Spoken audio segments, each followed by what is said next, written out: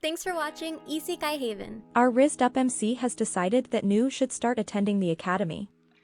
The next day from where we left off, Nu dresses up as a student of the academy to supply information to Kageno in public as it gets less attention that way. She informs Kageno that getting out information from the man that was caught last night wasn't possible as the man shared traits of the Cult of Diablo's vanguard, the third children. She also adds that the cultists are now taking orphans with magical aptitude and the children of poor families, and brainwashing them to make their army.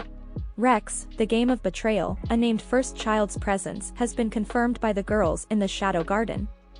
It is revealed that he is the only one who has maintained his sense of self even though he was brainwashed by the cult. Kageno fantasizes over being the best mob in existence. He can't help but praise himself for playing the part of a weak, round one losing pushover. He fakes his loss in fabulous fashion, using fake blood to exaggerate the attacks that he receives. Rose wins the battle and Kageno, covered in blood, makes his exit. After the sword fighting tournament, Sherry came to ask Kageno about his health condition as he was badly injured in the fight by the opponent. But he doesn't even seem to remember her name.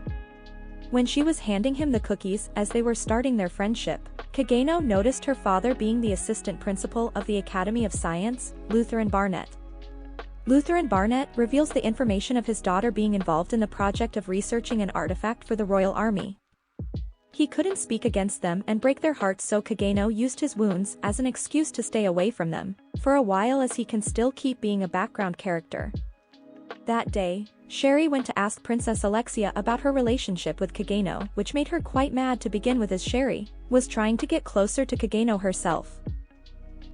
On the other hand, the whole Midas Academy was put inside a barrier made by the Cult of Diablos, and Kageno couldn't use his magic anymore, as he noticed enemies entering the classrooms. The Cult of Diablos took over the whole school using the name of Shadow Garden to frame them. When the situation between Rose Oriana and the brainwashed was getting pretty tense, Kageno gets injured in the process of saving her in the middle, just as he planned. Kageno was only doing his part as a background character. But Rose Oriana thought of his actions as the actions of love. He didn't care about himself while protecting her.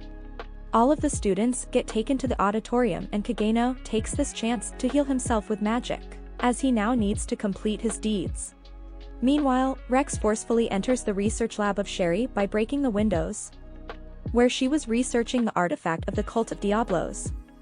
When Sherry was about to get attacked by the intruder, Glenn, vice commander of the Crimson Order, saves her from the attack so she can get away. Glenn does his best to buy her time. On the other hand, Kageno decides to attack the intruders from the roof as he wanted to save his grand entrance until after dark. He saves Sherry multiple times from being captured by the intruders as she can't protect herself. He even grabs her right before she almost falls down the stairs. Sherry reveals that an artifact called the Eye of Avarice is blocking the magic and storing it temporarily. They need to gain control of the Eye of Avarice, this way they can get the situation under control. Sherry finishes deciphering the eye. On the way to Sherry's study, Rex faces the unfathomable power of Kageno, which exceeds his comprehensive capabilities, and gets killed in the end. It is revealed that Rex was able to defeat Glenn while they were fighting in the study room, and Marco was the only surviving member of Crimson Order.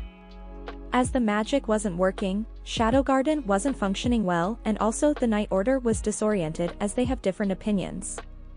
It is shown that Nu has some kind of grudge against Marco, but fails in her attempt to kill him as Kageno arrives at the scene. While Kageno was fine-tuning the control artifact with Sherry, everyone in the Shadow Garden was waiting for it to be done, so they can go on with their mission against the Cult of Diablos.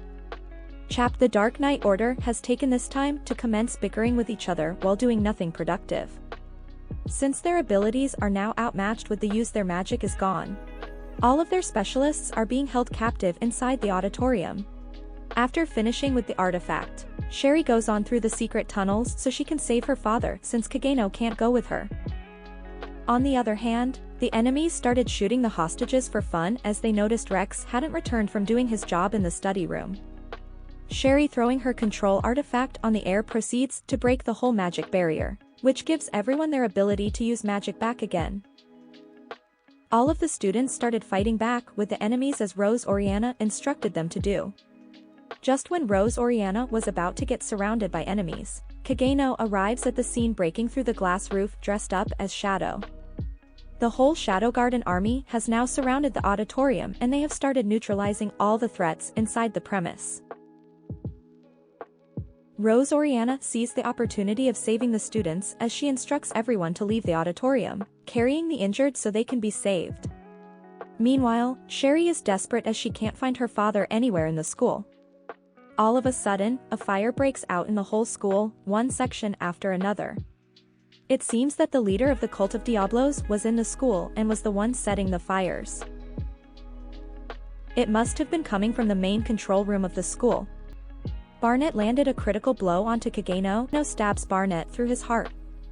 Just like he had done to Sherry's mother in the past. Kageno decides to paint himself as the culprit as he doesn't want Sherry to know the truth and moreover, it doesn't matter what people think of him. The next day, Sherry thanks Kageno for his help with the artifacts the previous day and reveals her decision to go study abroad in Lagos. When Kageno asks Sherry about her mission that she needs to complete, she doesn't reveal the information, claiming it to be a secret. Thank you for watching. Please like and subscribe for more content like this.